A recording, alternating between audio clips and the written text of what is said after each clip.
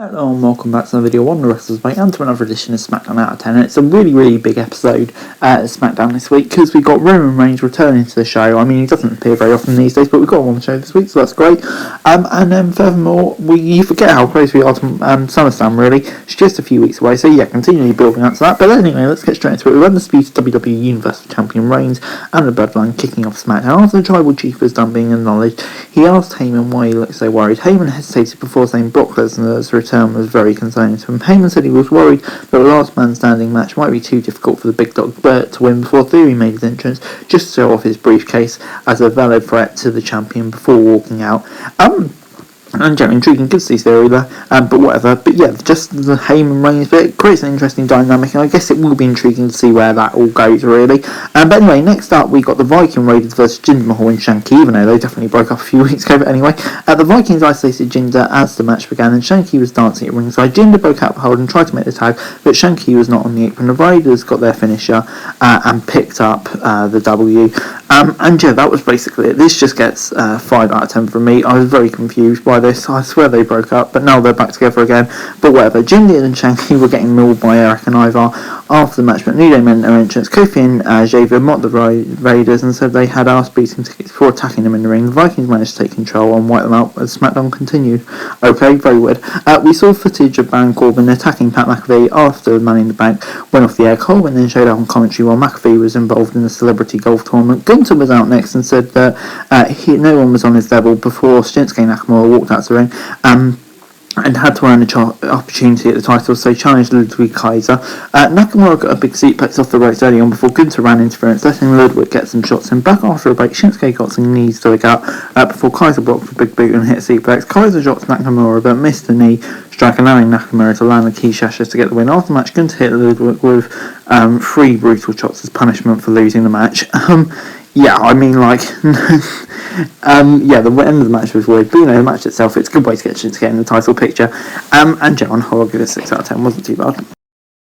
Liv Morgan's next to celebrate her successful cash in at Money in the Bank. Michael Cole heard her that Ronda Rousey was looking at SmackDown Women's title rematch as early as SummerSlam, and Liv said she was ready. Natalya and Ronda joined her in the ring, and former champ said she was going to take Morgan's title away at SummerSlam. Natalya then attacked Rousey and sent her outside. Liv knocked Natalya out and sent her outside before SmackDown continued, and we had a match between Ronda and Natty. Ronda was in the match with Natalya when we returned from a break, and she was going after Natty's legs. Ronda herself struggled to walk with her injured knee, and Natty chose to run away from the former champ before she caught up on the entrance and proceeded to beat her down. Rousey locked in an ankle lock on the apron before moving things into the ring. Ronda transitioned into a knee bar and Natalya tapped out.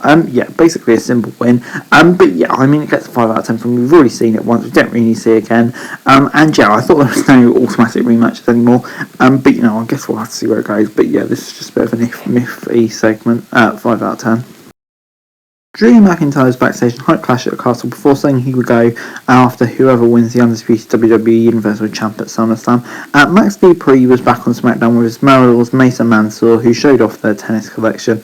Okay, before Lacey Evans threw a fit for not being greeted properly by a crowd. After her entrance right, she refused to compete and attacked her own teammate Aaliyah with the women's right. Yeah, I'm just finding this Lacey Evans character very weird. There's not much more to say, it's just very random. But anyway, we've got Los Lozarios versus the Usos next. The Lozarios took control of the match early on and hit Jay with a double knee strike and sent the Usos outside. Back in the ring, Humberto got an arm drag before Jimmy and Jay came in and hit a Samoan drop. Angle broke the pin, but Jimmy came in with a big super kick and took him down.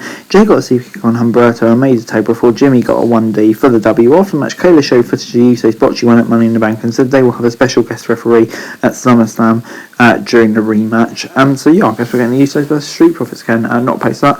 But just in terms of the match itself, fairly simple. Gets a 6 out of 10 from me. Nothing more really to write home about it, to be honest.